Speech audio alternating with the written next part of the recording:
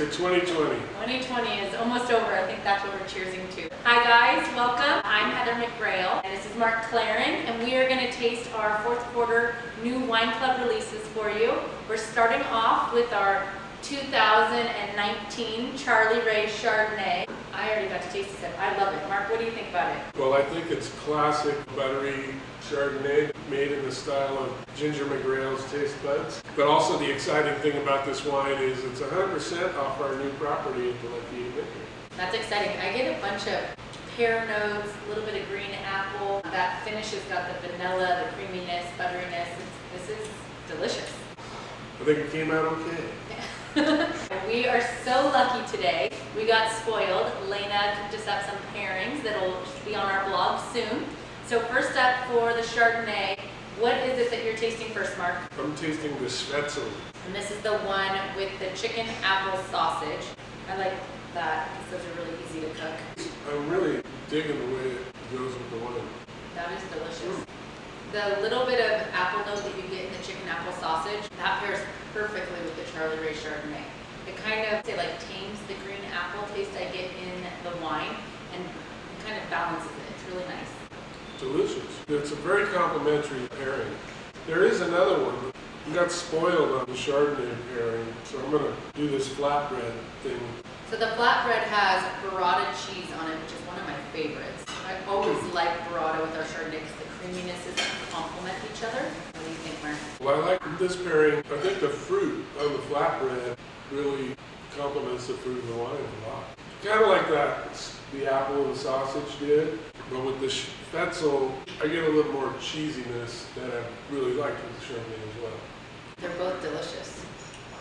Two great pairings. You guys will have to check out our blog and try these at home. Next up is our 2018 Shamus Patrick Red Blend. Yes, you were asking a few minutes ago what the percentages were, and so I scrambled in my brain and recalled. But this actually is about 20% of the 5 varieties, basically even. It was 4 barrels of Cab, 4 barrels of Merlot, 4 barrels of Malbec, etc., etc., etc., Petit Verdot, and Cab Franc. Normally I just, a little bit more of this, a little bit more of that, but it worked out perfectly. These are all Lucky 8 grapes. So same as Charlie Ray, Lucky 8 Vineyard is where all the fruit comes from for the Shamus Patrick. I love this because, Bordeaux grape varieties tend to have a lot of dark fruits, dark berry, cherry, plum, and this wine sort of has them all. It's very fruity, still has some nice tannin, but it's really smooth. Personally, I think an easy to drink red wine. In the scheme of McGrail, anyway.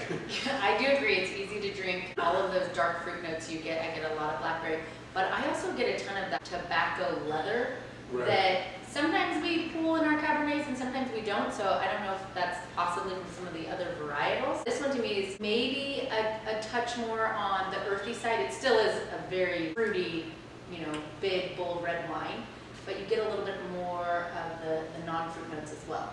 I agree. But I also get the Malbec influence for some reason. I get that plummy, it's sort of a plummy fruit that I tend to get when we just taste Malbec on its own. But it's interesting because for sure it's 2020, 2020. Ironically, it's 2020 this year. I got 2020 on the brain. It's amazing how sometimes a little bit can really impact the wine. I agree with you on the earthiness. Maybe I just smell and taste that plummy thing that I get from Malbec. It seems like the Malbec influence is really shining through. And one of the beauties of wine today, that's just what I was going to say. One day you really get that, and a month from now it might be totally different. It's a delicious wine. This one we have paired with a mushroom truffle risotto. I'm excited to try this. I love risotto, especially now that fall is here and it's cooling down. This is kind of that perfect combo. Mushrooms are kind of earthy, so I do think it really so nice. Complements, and it sort of helps the fruit pop out. I also get more of the baking spice notes once I have the food. Did you Right. get a little more of that clove and Nutmeg a little bit. Yeah, that's really nice. This is another great pairing. Who does our pairing, by the way? Miss Lena Carter does all of our Lena pairings for Carter. us. We should give a shout out to Lena I Carter. know. Thanks, Lena. Great job. She also edits our videos. A videographer filmed me in the vineyard the other day when we were picking. And And then she went back and picked all the vines we missed. Oh, she's pretty amazing. You know what I think about the Shamus patch? This wine, I feel like, is everything that we love about fall. The mushroom risotto, I feel like it would go good with like a butternut squash soup. Yeah. It just has that baking spice, earthy, still a lot of fruit. I want to sit by a fireplace I was and just drink gonna the say, bottle. or as my granddaughter, she wants me to turn the heater on, and so the heat blows out the vent, you know. And she gets a little blanket. I love that time of the year. Yes, I think this is a great one. I'm excited for all of you to get to taste it. All right, for our third wine of the release, our 2018 Austin James Cabernet. Austin James Cabernet is a third of our 3 vineyards, so our estate property here, our Lucky 8 property that's down the street, and a small section of the C. Tarantino vineyard that we work with. So all 3 vineyards are, would you say, within kind of a mile radius, and yet they all bring something totally different to the wine. Right. Pre-COVID, you know, when you could actually talk to people on the patio and I could point to the vineyards from the patio, I would joke that I basically watch these vineyards grow throughout the year, you know, right from the patio with a glass of Austin James. Now the Austin James, It's 100% Cabernet Sauvignon. this one to me has even more fruit than the Shamus Patrick, but it's more of the red fruit. I don't know, get this like cherry cola, Definitely agree. It's more cherry or black cherry. maybe some cassis. Definitely some cassis. And, you know, the tannins are smooth, but just a little bit more elevated for me anyway. And I like tannin, especially with Cabernet Sauvignon, because that pairs really well with, what do we have here? We have ribs. But I mean, that type of dish and, you know, big, bold red wine. I agree. I was gonna say, so from the Shamus, the tannins were nice, they were elegant and smooth, and so it was a perfect dish with something like the mushroom risotto, where now we go into our Cabernet, and Austin James, like you said, it's still smooth, but the tannins linger a little bit longer, and the tannins do really well with big red meat dishes, or even like a portobello mushroom burger. The tannins bind with the fat and the meat. It's usually super complimentary. Can't wait to try these ribs. And these are country style ribs. It's amazing how the Austin James, the tannins weren't too bold, but they lingered for a long time. You have a bite of those ribs, and then you drink the wine, and it's like they almost dissipate immediately. Right. The ribs are delicious, and I think a perfect pairing with this Cabernet. Well, I agree with that. Lena, what kind of sauce is on it? So I used a rub, and then I just used like regular barbecue sauce. It was like Sweet Baby Ray's, just traditional. It's not super sweet though. You know, No. like, it's not I like, think you get the rub more. yeah, Yeah. and, you know, you buy the barbecue sauce and the thing that looks like salad dressing. Right? I never like those. They're too sweet for me. I do think the rub comes through a lot more. It's got a little spice to it. It's really nice with this Austin James Cab. I could sit by a fire and do that one too, actually. I agree. I'm excited about these wines, actually. Every 3 months we go through the releases, and you know, when I bottle them, I'm always freaked out, and I have lots of things on my mind during bottling season. It's so nice to visit with them now that they've been in the bottle for a little while, and they did sort of come out what I was hoping that they would. So for me, it's really nice to taste them after a few months in the bottle, and they taste good. You know? It is great. I think the 2018 Austin James compared to 2017, I was just tasting the 2017 a couple nights ago, and the 2017 has a lot of floral notes right now. The 2018, I don't get that. I get more of the fruit, a lot of fruit, maybe some clove and vanilla. I don't get a bunch of floral. So it's interesting, one vintage to the next, you just get minor differences. This is why we talk about vintages, right? I remember when I was younger, I thought, well, California vintages, they're all the same. Well, 40 years later, I'm like, no, they're dramatically different. Yeah, 2016 was the big wet year. 2017 was kind of the normalish year. 2018 was actually a little bit on the dry side. Freaking us out, of course, everybody, you know, worried about drought. Well, I think we end up with a little bit more fruit. And the other thing that is happening is our Lucky 8 vineyard, we've been farming it now for 4 years. In 2018, in that case, 2 years. And I think every year the inputs that we've been doing in the vineyard are making a difference in elevating the fruit components of the grapes themselves, bringing the Lucky 8 vineyard in alignment with the estate vineyard and the Tarantino vineyard that we've been farming for 6 years or something like that. So, you know, just all of those inputs really do make a difference.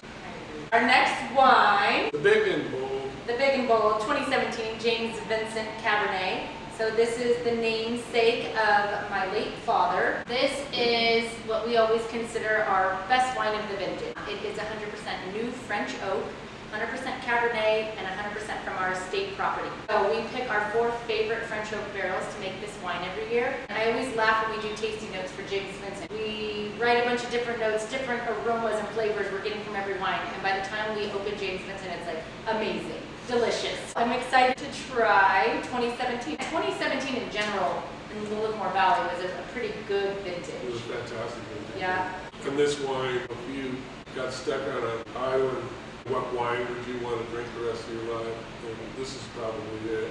I mean, you gotta be honest, this wine is so delicious. I took a sip of this. I'm like, if this wine was, you know, a movie star or an actress, this would be like the James Bond, Audrey Hepburn of wine. If that's possible. You get it like classic, elegant, Mysterious. so bold, mysterious, so layered, so many different fruit notes. You just get so much out of this wine.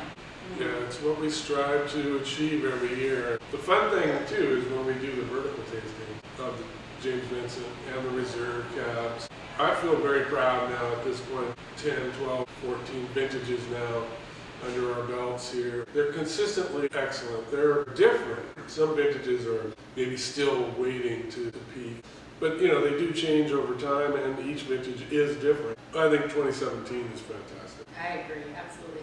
Our James Vincent Cabernet, I mean, this is the one that you put with a New York steak, a ribeye, a filet, I mean, something like that, or you sip on its own because it's so delicious. But today, Lena made us New York steak with green beans. It has a blue cheese and rosemary butter sauce on it. I don't know how you can go wrong with that. I'm excited to try this one. The rosemary is really coming through. Fresh from the garden rosemary, that makes all the difference. You know, it's funny because sometimes I get like a floral component in our Cabernets from this property, but this rosemary really, I think, complements this wine very well. There's I call it a weed. I don't know what else to call it, but there's a weed that grows here in these hills, and I don't know what it's called, but it's very pungent. Right around August, it's right around harvest is when it smells like this pungent weed. It could be tarweed. I always called it wolfbane. We have a lot of it in this vineyard. And I remember when I first came on board, I was freaking out. I'm like, get that stuff out of here. But now I'm like embracing it as part of the terroir. You know, like I wanted everything to be almost sterile, like, which is so not like me, and if you get to know me later. But now I'm actually embracing the fact that this weed grows naturally in our vineyard, and it comes through in the wine, and the pungent aroma is not unlike the rosemary. You know, we have the Lucky 8 vineyard where we have a big eucalyptus tree. That comes through in our Colton's Cab. It's part of what we call terroir. I actually celebrate now. I mean, I don't want it to be overgrown. It naturally grows. It's really difficult to get rid of anyway, so you sort of have to embrace it, and I have come to embrace it. I think that the rosemary in the dish really elevates the fruit in the wine. So the contrast of that herbaceousness of the rosemary pulls out the fruit, which is so delicious. The tannins on this wine are, I think, the most elegant tannins we have in any wine. They linger, and you can taste this And wine. they're big. And they're big. You can taste it for a long time after you're done sipping on it. It's not the dry tannin. It's more of like the mouth feeling, gives it a full body, really elegant tannins. I also get kind of that sweet coconut, which I think comes from the French oak. It does. This was so good, Lena. To me, this is another brilliant pairing. So far, 100% home runs. Okay, so your last meal right now, which one of the pairings would you pick? Not your favorite wine, not your favorite food, but just the pairing. I gotta go with the ribs and the AJ. Okay, and I'm gonna say Shamus and the risotto. For me, the way those two complemented one another, I loved the steak and James Vincent, but I'm pretty sure I could drink the James Vincent with nothing or anything. It was delicious. The Shamus and the risotto complemented each other so well, in my opinion. For you, the ribs and Austin James. So, guess you guys have to try them all. Well, you know, ask me tomorrow and I'll change my mind.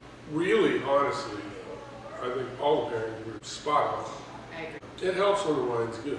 It is. Can I say that out loud? Another great vintage. Another fun thing about the fourth quarter release, we didn't intentionally do it, but this is all grandkid names and then Papa. So we've got Right. Charlie Ray Chardonnay, and then her big brother, Austin James, and then my other nephew, Shamus Patrick, and all of them, Papa Good James job. Vincent, his pride and joy. So there are other grandchildren, but it just happens that this is kind of our family friendly. And it was nice going into the holidays. We always got excited. It's an important time of year. We feel like all of you wine club members are part of our extended family, and so we're excited to share our family with you. And I hope you enjoy these wines over the holidays. Amen to that. Couldn't have said it better myself. Cheers to 2020 ending, and we can't wait to get back to normal.